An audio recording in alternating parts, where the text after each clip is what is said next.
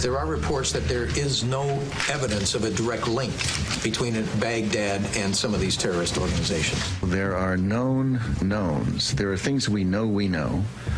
We also know there are known unknowns. That is to say, we know there are some things we do not know.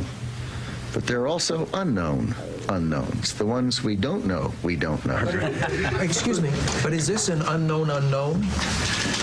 I'm not. Several unknowns, and I'm just wondering. I'm not going to say which it is.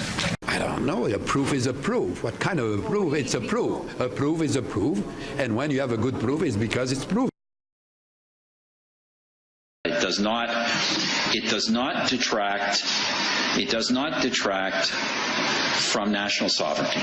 Well, I know some people don't like it. It's a loss of national sovereignty, but it is a simple reality. It is a simple reality. But as I constantly remind Canadians, there isn't really a Canadian economy anymore. It is a global economy. The thing that all parties should be focusing on is the Canadian economy. And yes, the Canadian economy, so to speak. There's an old saying in Tennessee, I know it's in Texas, probably in Tennessee, that says, "Fool me once, shame on you." If fool me, we can't get fooled again.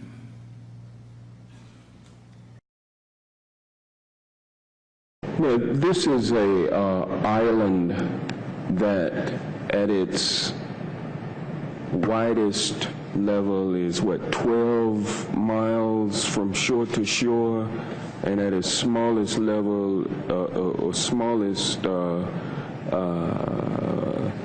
location, it's 7 miles between one shore and the other. Is that correct? I don't have the exact dimensions, but to your point, sir, I think Guam is a small island. Very small island, and about 24 miles, if I recall, long. So 24 miles long, about 7 miles wide at the least widest place on the island, and about 12 miles wide on the widest part of the island. And I don't know how many square miles that is. Do you happen to know?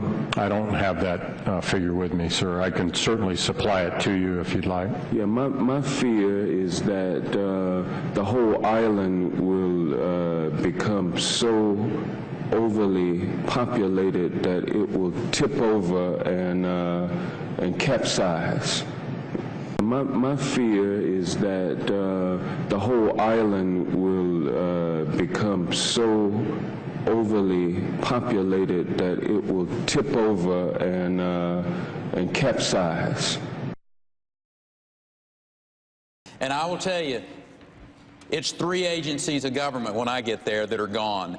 Commerce, education, and the, what's the third one there? Let's see. You need 5. Oh, 5, okay. So commerce, education, and the EPA? EPA, there you go. No, okay. Let's talk deposition. Seriously?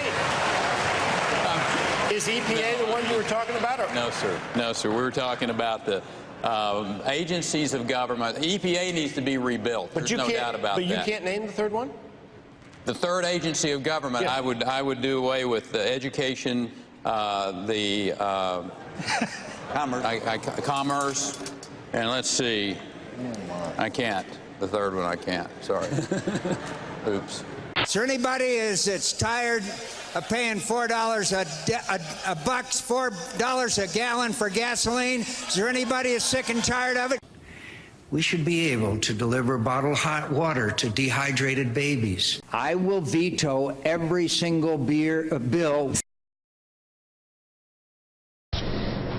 Well, that's actually an interesting question.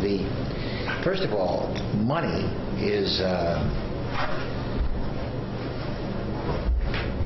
prior to money. This is going to sound like a long answer, but I'm not quite sure I know the nature of your question. But let me see how I can handle it. Thank you. Prior prior to money, essentially trade. So isn't it a little bit fraudulent though if I were to walk into a bank and they give me a receipt I can redeem at any time, but it's only noticed that it would be called fraud if everyone came to the bank and requested their money? Oh, I'm going to answer your question, but then I want to go back to mine. Because this is the huge change of the last 5 years. It's not fraudulent. It's not fraudulent. Because everybody understands it, but it is. No one really understands. Well, okay. I mean, those who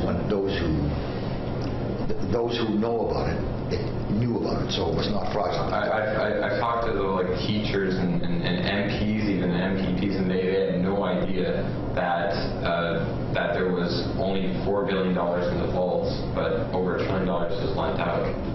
No, let me go back. Well, the fact that they didn't know it, they should have.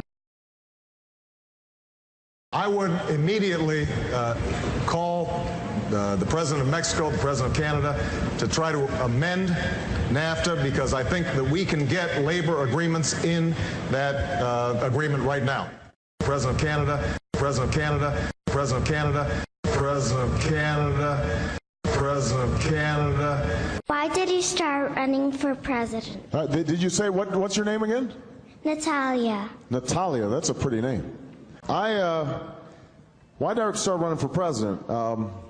I got hit in the head with a rock. Thank you very much, everybody.